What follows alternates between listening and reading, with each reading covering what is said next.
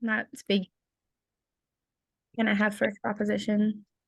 Yes. If there are no other issues, I'll take POIs verbally and start in 3, 2, 1.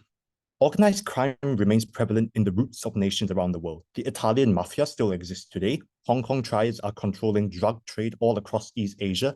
Cartels in Mexico are becoming far too powerful for local police departments and national militaries to address. The introduction of mercenaries to fight organized crime syndicates is a necessity and calls for an immediate deployment in our war against criminal syndicates. Rodrigo Duterte may have been famous for his war on drugs in the Philippines, but what people fail to acknowledge is that the crime rates in the Philippines have dropped to the rock bottom. We aspire to achieve similar. 2 pieces of setup before I get into my main argument. Firstly, what do these organized crime syndicates look like in the status quo? A, things like organized crime syndicates, such as gangs, massive drug rings, human trafficking rings, are all groups that use extreme violence as it's or even as century, which means that over time, they are incredibly equipped with military weapons, large numbers of members, incredibly organized and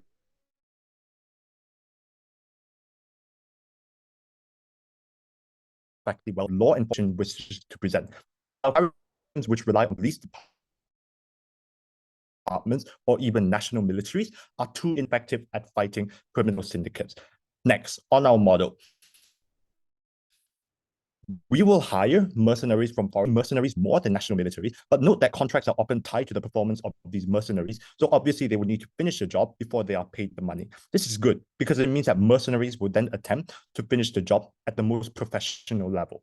We also think that we will use mercenaries to enforce mass crackdowns on organized crime syndicates, right? This looks like conducting mass raids on gang and drug deals at relatively aggressive rates, right? But also, we will not publicly declare the involvement of mercenaries to prevent the knowledge of criminal syndicates from adapting to our strategies. Our goal here is not to completely eradicate criminal syndicates. Our goal here is to, at the very minimum, weaken these criminal syndicates to a large extent that reduces the crime rate and involvement of citizens in these organizations. We think we do this far better under Proposition's world when we bring the involvement of mercenaries. Why do we then need mercenaries to fight against organized crime? Few reasons why. Firstly, because we think that mercenaries are profit incentivized as opposed to national militaries and police departments, right? These people have government jobs who get stable income every month. Therefore, because they get stable income, they have no incentive to put their lives on the line to fight against these brutal organized criminal syndicates, as opposed as opposed to these mercenaries who are profit incentivized and are willing to put their lives on the line. But secondly, it's also because it's easier to threaten local police departments and national militaries as well, right? The reason why local police departments and national militaries are also incredibly afraid of dealing with local criminal syndicates is because of the nature of how they threaten and torture these people, right? They threaten their families, saying that they will execute and kill their families if they interfere with like these criminal syndicates operation. And also because note how these criminal syndicates operate locally, so it's easier to gain access to information about these government workers. Therefore, they're able to use things like threatening and whatsoever, right? But thirdly, because we think that local police departments or national military in some states are also prone to corruption, right? Take, for example, during the independence of Hong Kong, the reason why criminal syndicates dealing with drugs was so incredibly dominant was because of the corruption that existed in police departments, right? Where criminal syndicates would bribe police forces to not snitch on them, right? There were even collaborations between criminal syndicates and police forces that existed, which allowed these gangs and police departments to coexist, right? We think that this is something that is incredibly bad, and we need a professional, autonomous body to fight against these people. Before that, I move on. Are there any POIs? No. 3, 2, 1. Okay, sure. Isn't this issue of corruption worse on your world insofar as these mercenaries are more profit-oriented than the police, thus they're more likely to accept more money from these crime syndicates instead? Okay, so the problem is that we already told you, one, we're happy to pay these mercenaries more than what national militaries earn, which means that since we're already paying them a large amount of money, I think that this large amount of money is probably enough to outweigh any form of bribery that does come from these criminal syndicates, right? But secondly, I think that these professional autonomous military mercenaries do have a reputation that they need to uphold, right? What this means is that if you are like a mercenary group that is famous for like accepting bribes, like who the hell is then going to hire you, right? So for the very reason that they do have to maintain their reputation in order to fight against crime and get like future contracts with different sources of people who like hire these mercenaries for whatsoever, I think that they do have to operate within a professional level. Next, why do we think that mercenaries are better than national militaries or police to fight against organized crimes within our own states, right? We think that they're far more effective at fighting against criminal gangs that are equipped with weapons or resort to extreme violence, right? This is because mercenaries often have prior experience with fighting, right? Which means that they're more useful in combat, right? Because the way in which mercenaries sell themselves out in order to be profit incentivized require them to have some form of like skills to sell out before people would like actually hire them for like military purposes, right? We think that they're highly professional soldiers and are profit incentivized, so they would do their job to the best degree for all the reasons we told you above. But secondly, because they're often equipped with much better equipment to fight against heavily equipped criminal syndicates, right? We think that local police department don't necessarily have that much capital to fight against these criminal syndicates that are probably armed with tanks, missiles, bombs, AK-47s, all which are extremely detrimental, and the police department cannot stand against them. But why do we need mass crackdowns on organized crime syndicates? This is important because using the police force is something that is far too ineffective to fight against criminal syndicates, right? Still, criminal syndicates remain incredibly dominant for over decades, right? In places like Italy with the Italian mafia, Japan with the Yakuza, Hong Kong triads are all one step ahead of the police, and that is why they still exist even in the present. At best, police departments only bust people who are at the bottom of the chain, right? Like say, for example, you see on the news that there is a drug chain, like a drug deal that is busted by the police. Here's the problem. The problem is firstly, that they're incredibly likely to be the most unimportant people that are busted. Secondly, it's that they required so much time and effort just to make one bust, whereas there's probably like a million other drug trades that are going on every single day. It's far too ineffective for police departments to do this. But even if police bosses do manage to do a bust on a specific deal, right? It's not like they're going to have much impact on the overall crackdown of a massive drug ring, right? They're far too slow like at doing this, right? Like taking months or even years to bust a single drug deal. And it required so much effort, right? But the problem is that criminal syndicates, to them, losing a drug deal is like losing a patch of hair on their head, right? They can easily take the bullet and easily regroup. They can easily take the losses, right? Even even criminal syndicates often stage these like drug busts, like in order for police to believe that, oh, we're one step ahead of them, whereas they're using it as a bait, and like there's like drug trades going elsewhere. So here's the problem. You need to actually attack these criminal syndicates on an incredibly large scale, which is what we're doing. So are these mercenaries going to be more effective at achieving the goal of fighting criminal syndicate? We give you multiple reasons as to why current law enforcement cannot tackle organized crime, right? One, because criminal syndicates are heavily equipped with military weapons. Two, because criminal syndicates are far more advanced and can outsmart police departments. I will make a concession that we're okay with violence occurring on streets and in civilian areas. Why is this better off, right? Because fighting with exists on either side of the house. In Mexico or Hong Kong or China, you already have gangs having street fights amongst one another like it's nothing. But two, because we're able to attack criminal syndicates at a large scale, which is the best way in order to weaken these people. I'm so sorry for going over time. Thank you for listening.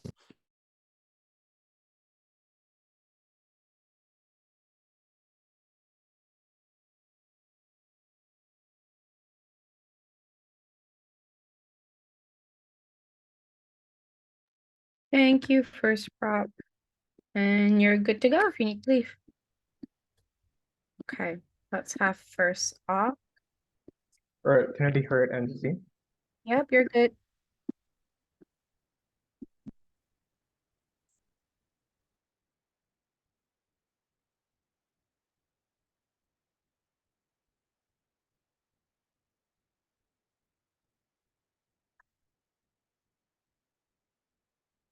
All right, speech starting in 3, 2, 1. On opposition, we agree that individuals of syndicates are inherently unscrupulous individuals, but we posit to the that the side of proposition's model is inherently no different to the machineries that they attempt to hire to fight these organized crimes, because these individuals are oftentimes the ones who are trained the most, result into things like violent behaviors, to literally use things like weapons to engage with whatsoever in the conditions as a first resort. We think at that point in time you encourage more violence on their side of the house, and we don't think you actually solve the problem. So proposition inherently propels a cycle of counterproductiveness, at the same time potentially harming individual and innocent individuals in the process of that. We're more than happy to oppose. A quick clarification and characterization of the model to support on opposition before we move on to one line of response and two arguments. One, what is our model therefore? First, we support the status quo, but we posit we can divert more resources and funds into the current police systems and just empowering their efficacy as a collective. This looks like having more police officers and having more effective analysts to have more data and more effective tracking of these syndicates, to provide them with more and better training as a whole of this, to empower the entirety of their efficacy, do all these things as collective. But I think it also looks like special passes that they can access to get into investigations directly, rather than having to deal with the entirety of the bureaucracies that exist in the status quo. I think these are measures that we can perfectly impose under the side of opposition to empower the efficacy. Second, we suggest that we can also have things like the combination of intel and resources from police forces from different nations to different states. This looks like, for example, the coalition of international efforts. If you see, for example, a common syndicate that operates internationally, we suggest that a police system of both these nations can cooperate together and target this. But third, we suggest that we can parallel these organized crimes to more severe things like terrorism in the status quo that increases deterrence and the punishment that is imposed upon these crimes. Things that, for example, just elevating the suffering or the scale of these things to incentivize public reporting of these issues, or even to involve the CIA to investigate in certain circumstances. Per the proposition characterization on the abundant amount of funds they want to have on their side, we suggest we're just allocating those funds elsewhere. The burden of opposition, let's be clear on that, right? Because we don't think we have to show that why we actually solve the entire deep-rooted problem of these organized crimes as a collective. We merely need to show to you why this is worse and why it is inherently counterproductive. Later, the first, moving on to some refutation on the proposition case. They say they claim more effectiveness as a result of this, but the only flimsy mechanism that is hyperbolic impact is built upon is to say that these soldiers, in fact, or these machineries have prior experience in fighting and they're better trained. One, our model engages with this. If these individuals are fairly amazing on their side, we suggest we can empower the existing police system to perhaps achieve the very same efficacy on their side, but realize that the machineries you're able to hire are relatively small in number, versus on our side, we upgrade the entirety of the police force as a collective, where more police are literally more police on the ground, are more aware of these issues and are better trained with these things. We think on a far scale can co-op that benefit anyways. But second, it is crucially unclear to me why they solve the problem to begin with. Because realize here's the characterization. Syndicates or organized crimes in a status quo oftentimes quite fractionalized and oftentimes quite deep-rooted, which means to say that it's unclear why having prior fighting experiences means you're able to access the intel of these individuals on the ground. We suggest you in both sides of how the individuals are still individuals, or these people living in those communities are still less likely to basically report to you or give you intel about those things, because they're afraid of these syndicates significantly more than these police forces or these machineries that you want to hire on their side of the house. So the proposition case is entirely taken down. Before I move on, I'll take the POI. Firstly, your model is completely susceptible to all the harms that we've already told you earlier. And secondly, we already told you that mercenaries do have the capital in order to fight against this criminal syndicate group more efficiently. Please engage. Yeah, you missed the nuance of my framing on the burden. We're not saying we're able to solve criminal syndicates as a collective. We're saying that your side is making it inherently worse. Therefore, we don't support it. First argument is why we think this is inherently counterproductive. The premise of this argument is first going to characterize who these machineries are and why we think inherently they're problematic figures when it comes towards the engagement with organized syndicates. First of all, we suggest you draw oftentimes individuals who commit to the missions irrespective of the consequences and irrespective of the process of them committing these things. They're individuals who are basically trained and their brains are wired to commit a particular mission. For example, if they have the opportunity to fire a gun at a particular person that they aim to target, they will do so even if there's a crowd of individuals in the process of that and realize they're paid to do things that they're meant to do. So usual things are, for example, armed forces. So the second part of this argument is with regards to the difference in the incentives of machineries versus police forces, and we think we actually do them better. First of all, I just want to note that we have less accountability measures to hold these machineries in check on their set of house.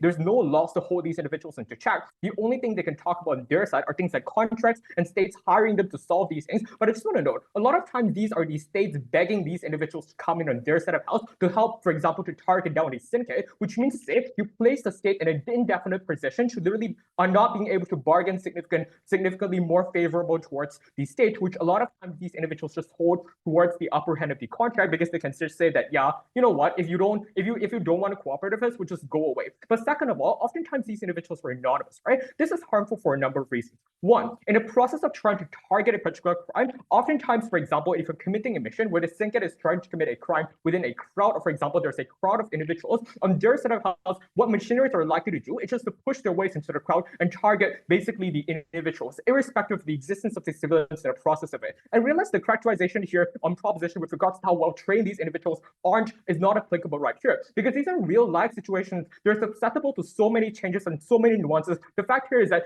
there's potentially 3 people moving right here, and that particular criminal is trying to run away. What is likely to do on their side is literally to try to tackle that particular syndicate as much as possible. And this is detrimental because in the process of it, you're likely to use things like, for example, hot weapons, which presumably harm civilians in the process of it. And this is evident by the fact where, for example, the Black Warriors, which by the way is like machinery hired by the U.S. government to commit actions in Iraq and to, for example, to tackle the crime that basically to win that war right there. The fact here is in the process of that, they harmed I think they harmed multiple people in the process of that, which are individuals with the most innocent. So at the very end of this argumentation, proposition not only does not solve these problems, they actually make things worse. What is the comparative? On our side, police understand their boundaries because they're restricted by things like the laws and law enforcement and whatsoever. They're aware that in the instance where, for example, if for example the criminal runs away and it's basically in the crowd, if there's a potential of hurting the individuals of vulnerable and individuals of innocence in the process of that, you're more likely to re-strategize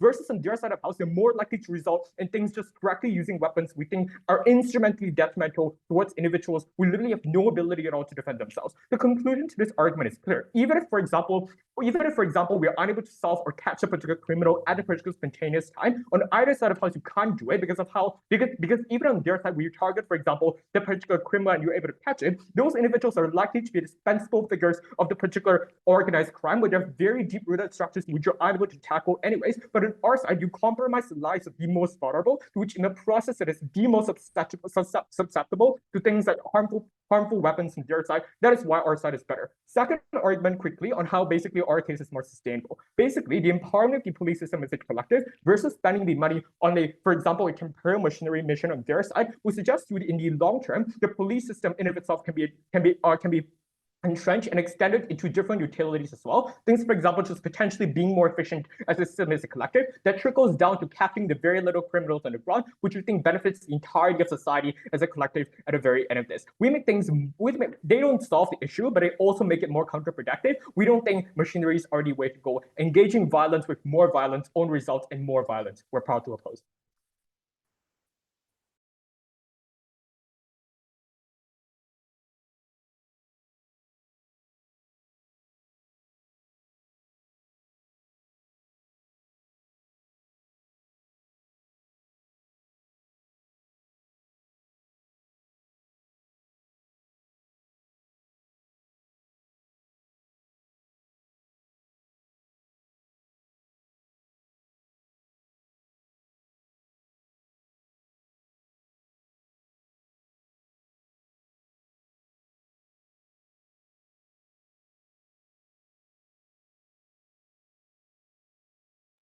Okay, thank you. First up, can I have second prop?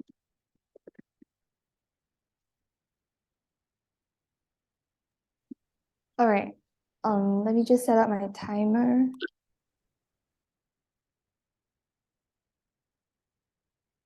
I'll begin my speech in 3, 2, 1.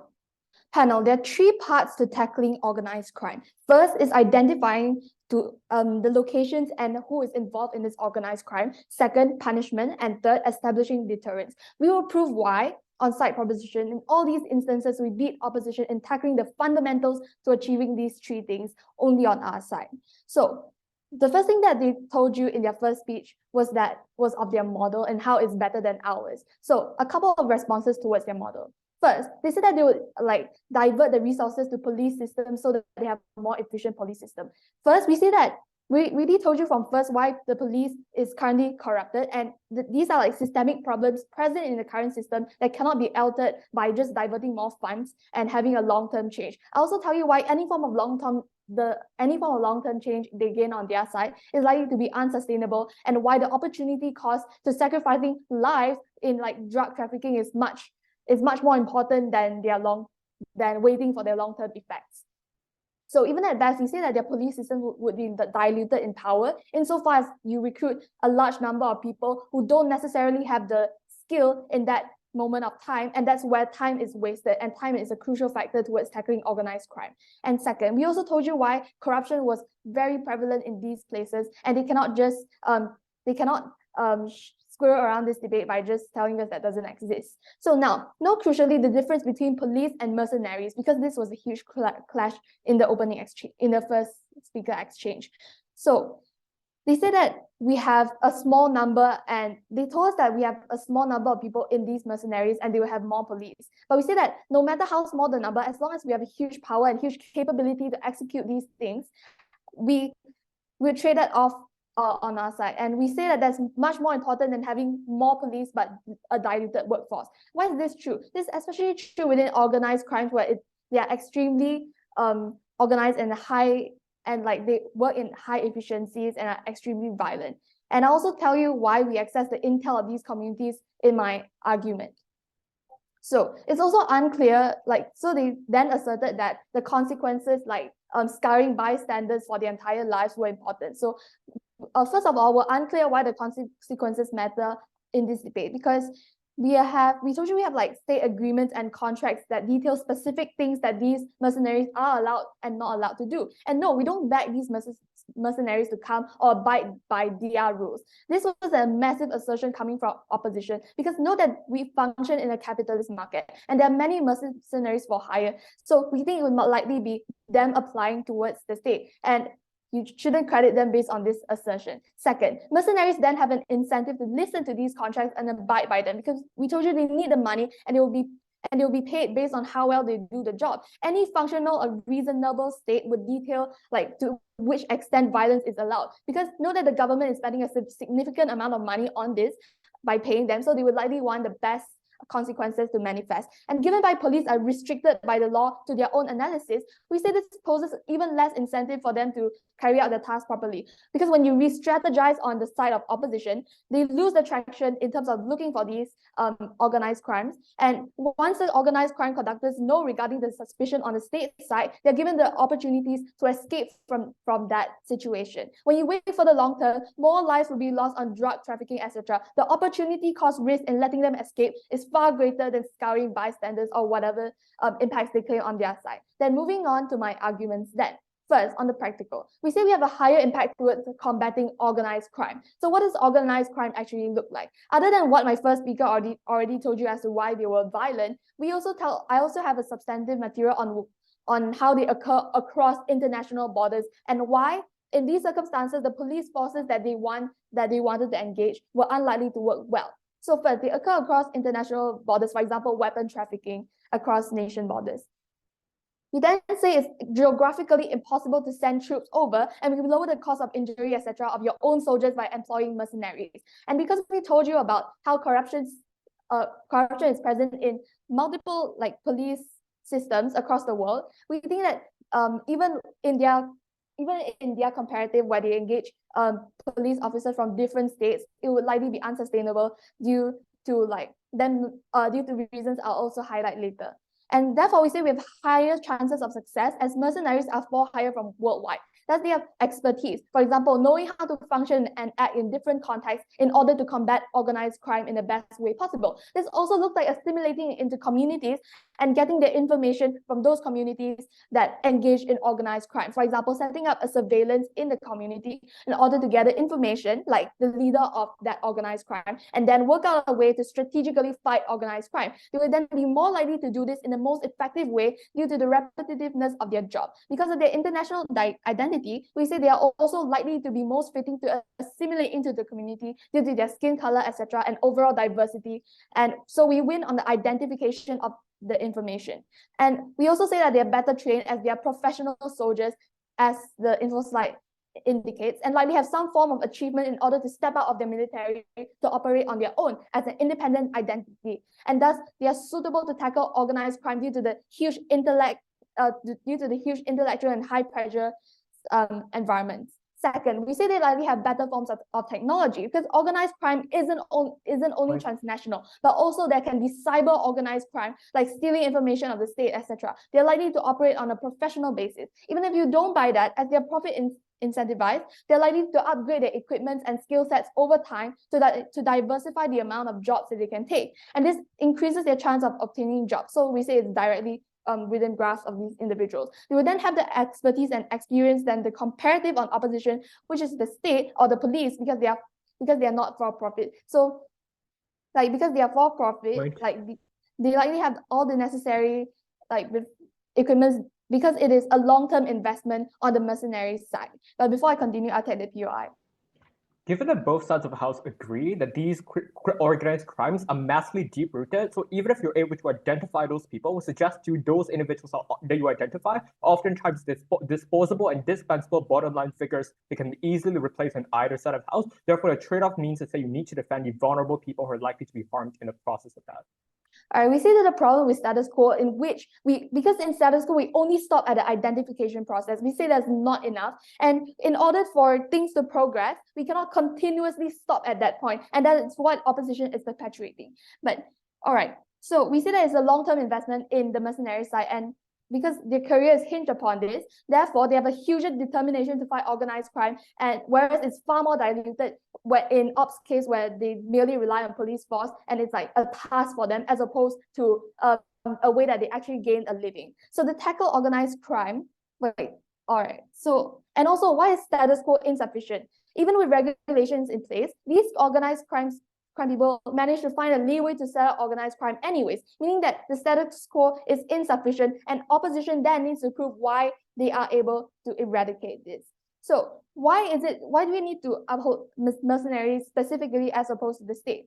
Because we say that organized crimes are high risk and highly communicative within their own circles. Therefore, we say they include a lot of violence, and we shouldn't sacrifice our own citizens for that. Even if you don't buy that, given the high risk of these, we much prefer mercenaries as opposed to our own people involved, so the risk is lower for them, and we protect them from these operations, especially in the knowledge that we are unable to tackle it well. So for all these reasons, side for opposition.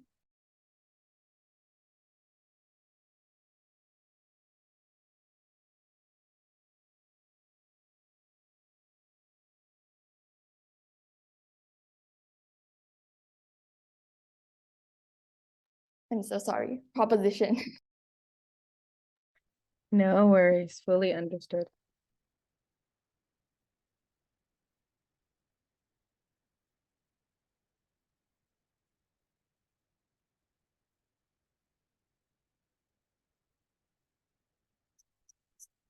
Okay, can I have second opposition?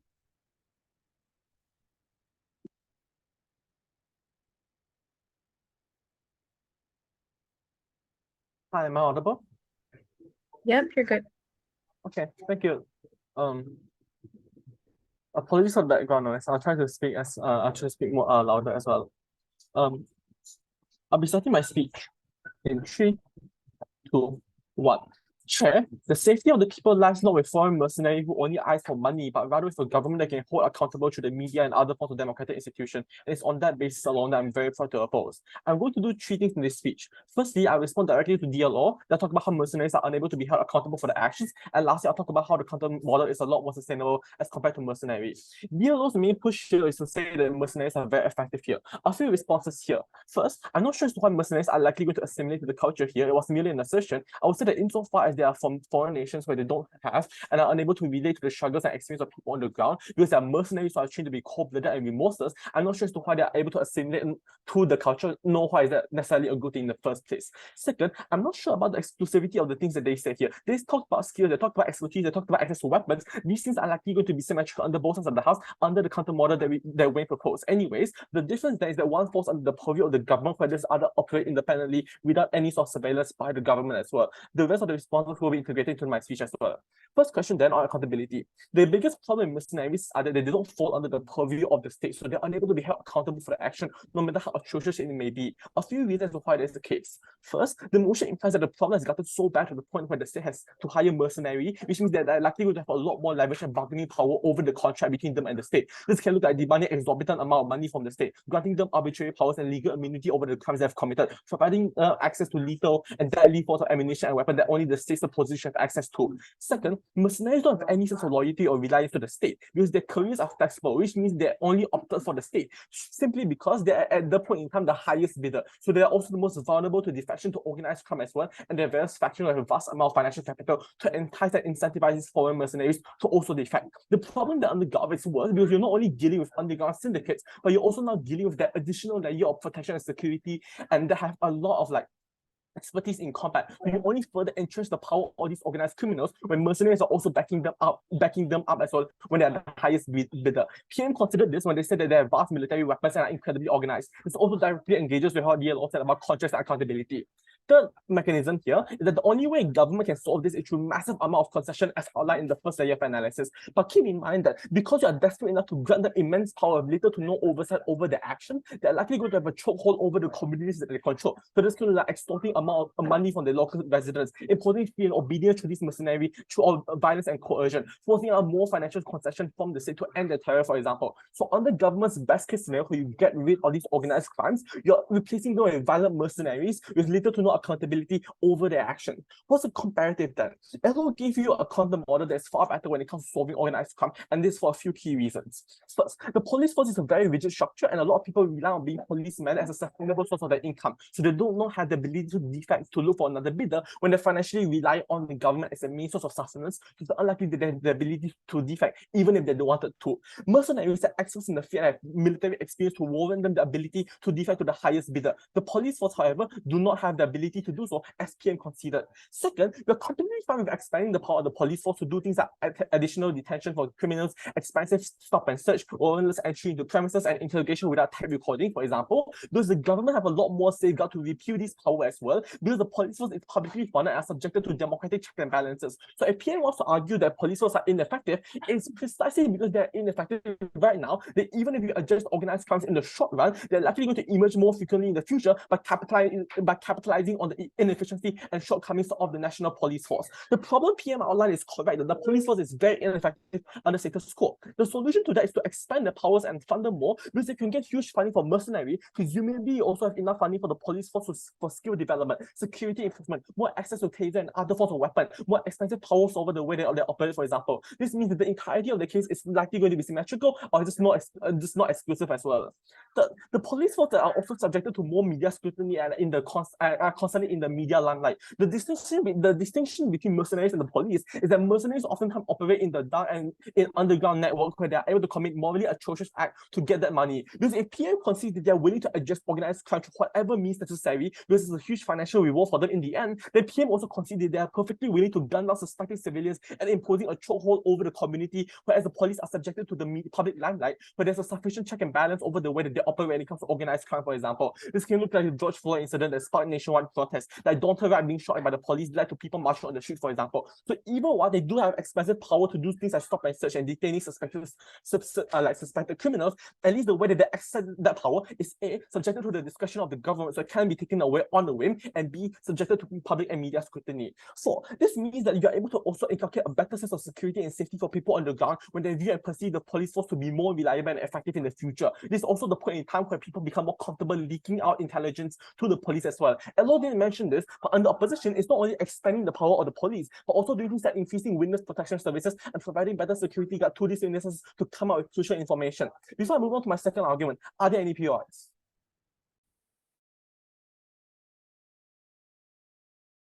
I assume there's no POI. Second, second minor argument on sustainability, and this is where I take government at the very base case and assume that these mercenaries do go away and you adjust organized crime as well. Why is this not sustainable? A few reasons here. First, when these mercenaries move out, there exists a power vacuum that the police force are unable to fill out, which provides more opportunity and more chances for other forms of crime like syndicates, cyber criminals and such. They can take advantage of how weak the police force are and slowly start to emerge. So if governments argue that you hire more mercenaries to address these problems, can consider that this is likely going to be super expensive. You're nowhere constantly funding these mercenaries in the future. Second, this also means that you have a more sustainable police force that is able to do their work competently on the outside of the house. When they're perfectly trained in witness interrogation or covert military operations, for example, they can deploy to combat against future crime. This means that on the outside of the house, if they want to talk about skill and the fact that these police are oftentimes subjected to things like bribery and corruption, that happens under their side of the house when the problem of organized crime is moved out. So under their side of the house, the police force is likely going to remain corrupted, they're likely going to remain inefficient, they're likely going to remain as bad and as weak as PM pointed out. The DLO then made a massive concession that the police is corrupt. Thank you. It's precisely because they are corrupt under your side of the house. When these mercenaries leave, there are no other entity that you can deploy to solve future emergence of crime. This is at the point in time where the police is likely going to gang up or at least find other sorts of avenue when it comes to carrying out the corrupted acts, for example. And I think that's at that point in time where crime becomes a lot more prevalent when the police force is ineffective and is unable to deal with massive amount of crime capitalizing on their shortcomings. So, and lastly, this also means that you have more reliance on the police force under outside the house as the main entity of crime busting. So there's at least a lot more public cooperation with the police as well. This means that people on the outside the house are a lot more fine dealing with expensive police power because they know that if this police commit really morally atrocious act, at least there are things like body cams, at least there are things like your democratic check and balances, at least there are things like qualified the repeal of the qualified immunity, or the fact that people are these police forces are subjected to media scrutiny, where you're able to call them out, where they're able to at least be made aware of the fact that these police committed very morally atrocious act, and you can call them and hold them into account. The same can be said for military. Under outside the house, if they wanted to talk about how mercenaries are effective, we said under outside the house, under the counter model, the police force is likely going to be effective as well. It means that the entirety of the case is just not exclusive as well. Under outside the house, the unique distinction then is that we're able to at least make them under the purview of the government. Whereas under their side of the house, these militaries become increasingly stronger. That's why they're likely going to demand a lot from the government, or they're going to impose a reign of terror within the communities that they're controlling over when it comes to this organized crime. For all those reasons, I'm very proud to oppose. Thank you.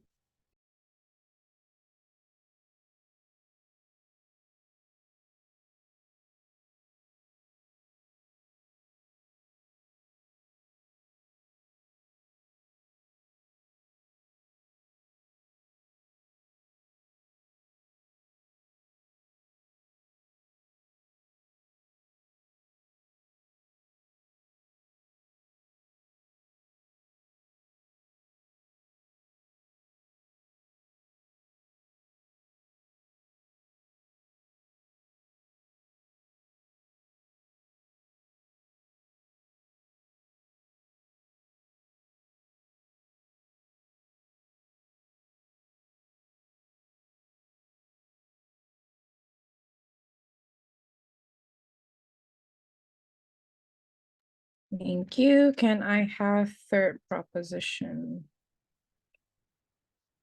Could you give me a few minutes? I'm gonna reorganize my papers and I'll start briefly. Sorry for the inconvenience. Few minutes. Okay. A few seconds actually. No, I don't really actually. I give you a bit. minute. Okay.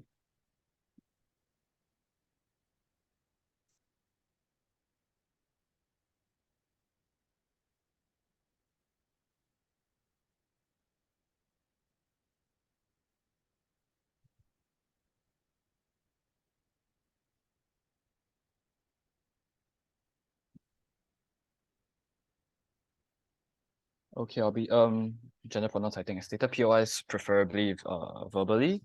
I'll begin my speech in 3, 2, 1.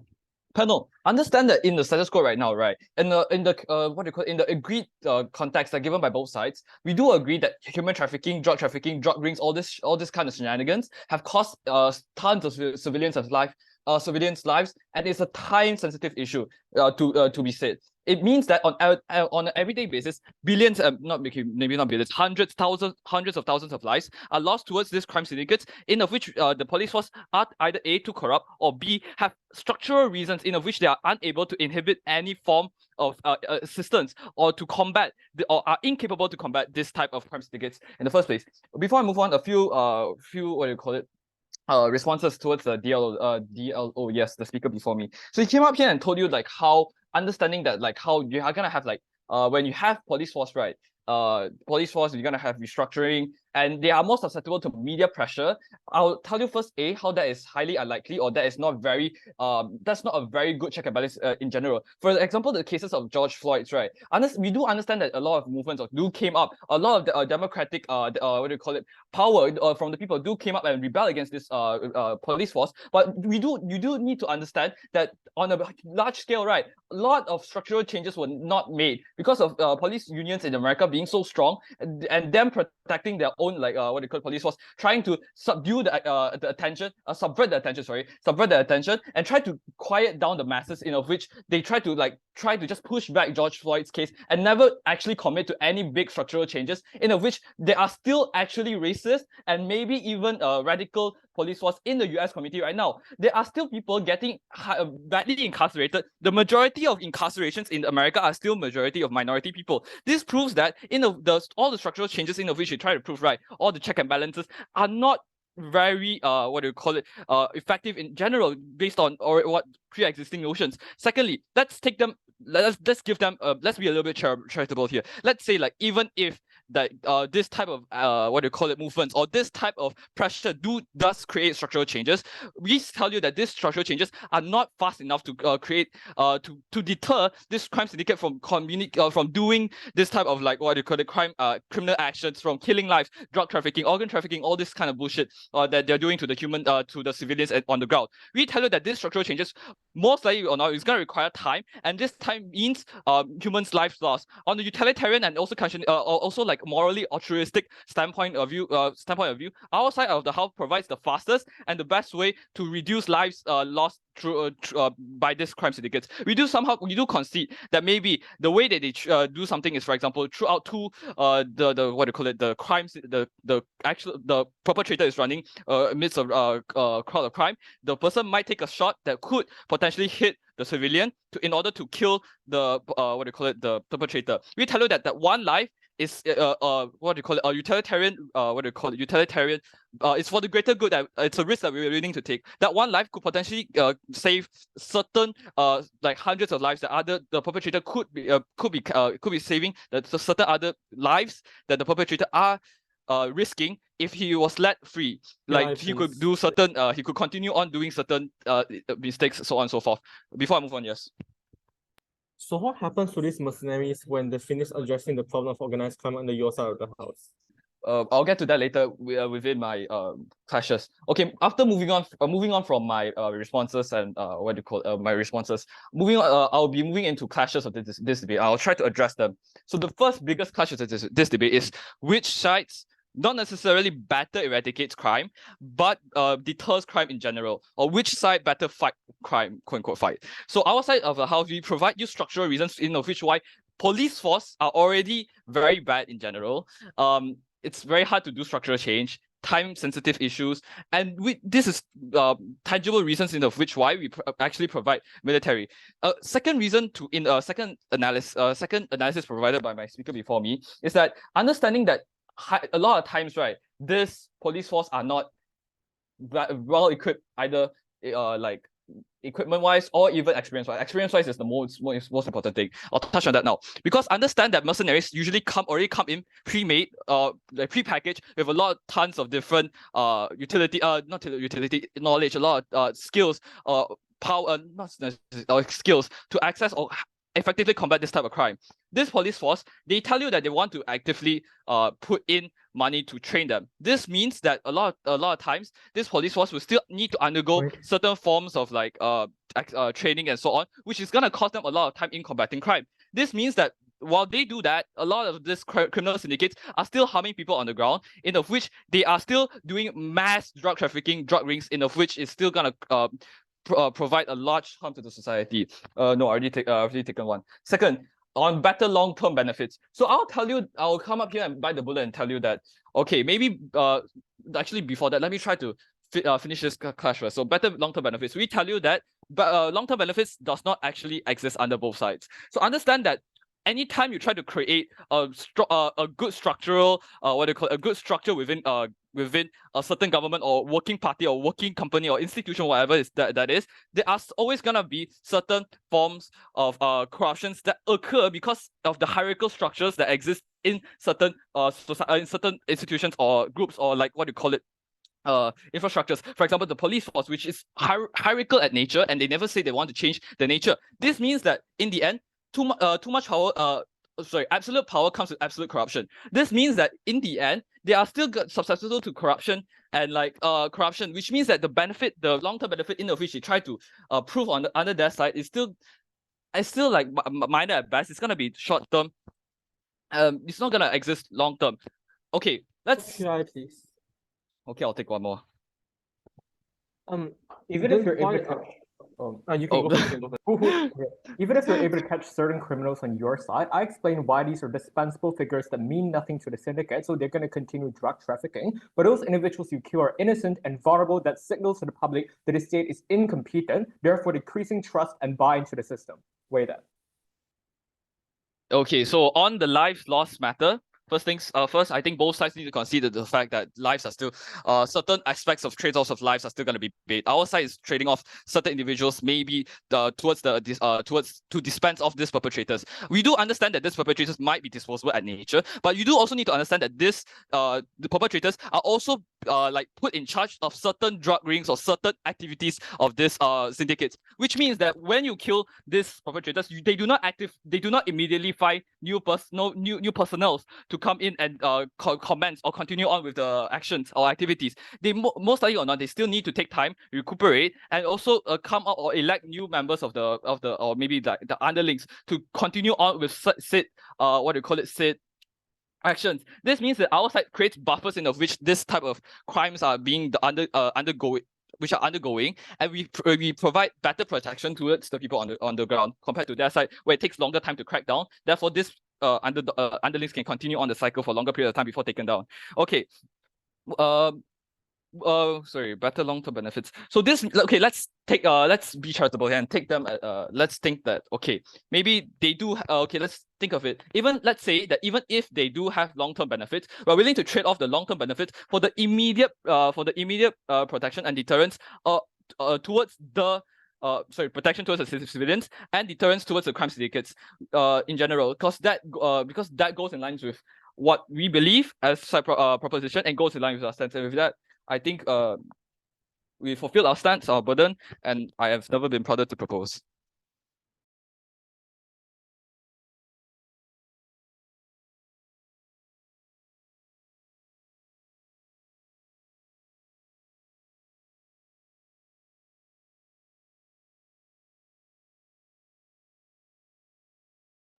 Thank you. Can I have third up?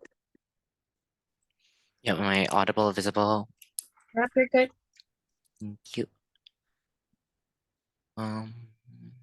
Yeah. Right. I'm starting with my speech in 3, 2, 1. Panel, the over-glorification of mercenaries was ultimately the downfall of government's side. I think the moment that they likened all their mercenaries to someone like Deadpool, they lost this debate entirely on the basis that they simply over-glorified the abilities of these mercenaries, right? But before I move on to rebuttals, first, a few clarifications on some things that were quite missing in this debate, right? Because firstly, on the metric on the state's incentives, right? We think that more than just defeating organized crime, we think ultimately this leads to maintaining safety and therefore an obligation to the people, right? We think that insofar as you're trying to defeat organized crime, ultimately the goal is to maintain civilian safety, right? Here's where government is going to lose. We've already told you how such mercenaries will be like uninclined to protect civilians, etc. Right? I'll talk more about this later. But ultimately, we believe this is the most important metric in today's debate. But then next, on a call out on the hyperbolic nature of government's so-called status quo, right? Because if it was really as bad as government side proposes, I would probably not be sitting here right now, and I would be hiding in a bunker somewhere, right? But let's take them at their best. I'm still uninclined to believe that the opposition counterfactual is so ineffective. And I believe in totality, we can simply create symmetrical benefits to government via funding, right? I'm uninclined to believe that opposition is going to take like 10 extra years, right? Sure, we may take like 1 or 2 months at best, that like more than the mercenaries, but I still think that the harms that are brought up by government side aren't going to be as bad as they seem, right? Completely mitigated. Now, before I move on to my clashes, a few quick rebuttals to some arguments that didn't quite make sense, right? On this argument about corruption, two things here. Firstly, I don't necessarily think it's mutually exclusive, insofar as these criminal syndicates probably have more money to bribe these mercenaries, right? Because understand, from the setup given by Prime Minister already, these criminal syndicates are massive, right? For example, the thing about Mexico drug cartels being so massive, right? I am uninclined to believe that these criminal syndicates are unable to bribe these mercenaries insofar as they have less money than the government, right? Probably it's more likely that these criminal syndicates are going to be able to bribe these mercenaries to some extent, even if it's not to completely overturn them, but to let them go for like, I don't know, like one specific instance, right? I'm uninclined to believe that such corruption does not exist on government side. But secondly, on how they were principally inconsistent on this argument, right? Because firstly, they say that they're profit oriented, but then proceed to secondly say that they have a reputation to uphold, right? I think that government side had to pick one to trade off, and it was completely unfair to have both benefits. I think the moment in which they refused to trade off such benefits, they lost this debate, right? Take an example. If let's say I don't know, let's say I'm a mercenary, right? If you offer me money as a criminal syndicate, I'm more likely to take your money insofar as I'm profit oriented, right? I'm not likely going to care about my reputation as a whole insofar as I only care about profits, right? Because that's the entire setup of government side. They are completely principally inconsistent. I don't believe a single word on this corruption argument. But secondly, on timing, right? I'm uninclined to believe that it takes so drastically wrong as I've already mentioned. But insofar as we're able to provide funding for already trained like not soldiers but police officers, I believe that such like the timing won't be that drastic as government believes it would be, right? I believe that we're still going to have the same benefits that government side proposes in the short term, even if it takes slightly longer, right? Therefore, I don't necessarily believe their timing argument. Now, first clash then on accountability, right? What has government said on this argument? Government said has basically just gave us one analysis, which was basically mercenaries need money, right? Three things here. Firstly, these mercenaries are likely to be high in demand, right? This means that they can change to clients, other clients who have money. Let's say like another country or an opposing country who has money, right? I'm more likely to believe that these mercenaries are high in demand, and thus they're not going to be as strapped for cash as government wants you to believe, right? But secondly, we tell you that contracts now can no longer be enforced insofar as you rely on these mercenaries to take care of your organized crime. You're allowing them the power, you're allowing them the reputation in your country insofar as now these are the most powerful people in your country, right? I'm uninclined to believe that these contracts can still be enforced by your local law enforcement. But lastly, let's say even if we grant them all of this, right? At the end, who would you turn to if the mercenaries ultimately turn against you, right? If the mercenaries ultimately try to undermine your government, who are you going to turn to? Because at this point, they turn into an organized crime syndicate in which you have to hire more mercenaries to take off your original mercenaries, and thus you create this cycle of like mercenary hiring and then mercenary going against, which I ultimately believe is just completely harmful to government side, right? But what have we given you on opposition? We've told you how these mercenaries thus have more bargaining power due to like some level of sunk cost fallacy, and how they have no obligation to the government, right? This came from first and second already. Thus, on the basis of accountability, I'm more likely, I think the fundamental yardstick for judging this clash was basically which side is able to hold these mercenaries more accountable. I think opposition side has way more of this insofar as these police are originally under the government and it's their only source of income, right? Thus, on this clash, we win completely, right? But then second, on this idea of sustainability, right? Basically, government has like little to no engagement other than the fact that okay, they're willing to trade off the long-term benefits, right? But understand what this necessarily does to government side's case, right? Because ultimately, they're conceding to the fact that they're only going to have these mercenaries in the short term. They're conceding to the fact that they do not have the long-term benefits that's provided for opposition. Ultimately, I'm uninclined to believe that mercenaries are sustainable on their role. Whereas, what have we given you on opposition? Right? We've told you that funding the police leads to better safety in the long term because you grant these police different utility and you have more widespread influence via the police, right? But we tell you that more than this, if you have mercenaries, you lose simply due to the fact that you have a level of sunk cost fallacy insofar as you're so reliant on the mercenaries that once they leave, you no longer have anyone to protect your country, and thus you're just completely going to crumble, right? Before I move on to my last clash, are there any POIs? Panel, look how much government agrees with me. Last clash then on efficacy. What has government said then?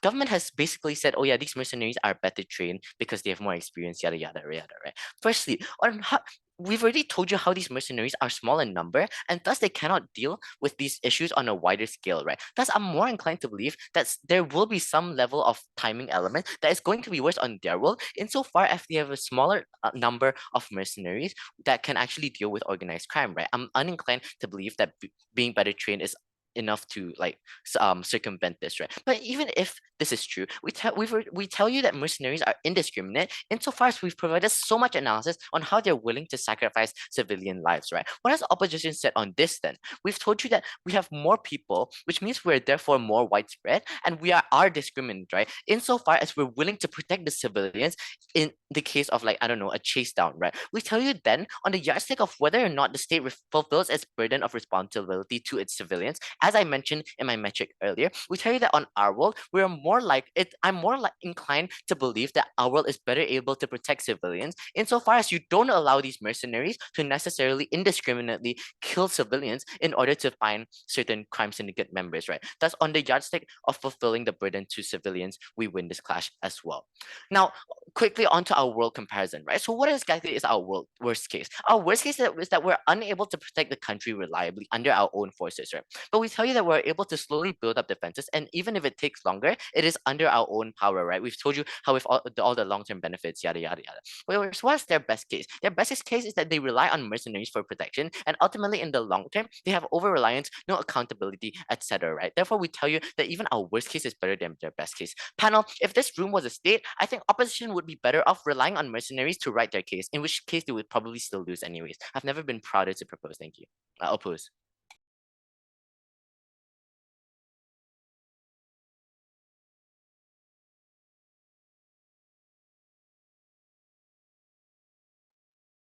Thanks, everyone.